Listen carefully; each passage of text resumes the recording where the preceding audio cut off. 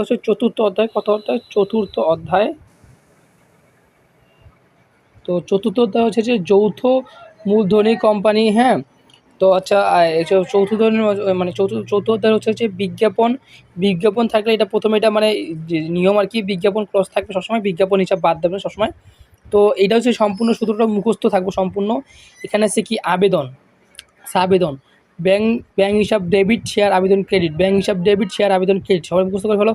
Bank হিসাব debit, share আবেদন credit, bank হিসাব ডেবিট, শেয়ার আবেদন ক্রেডিট।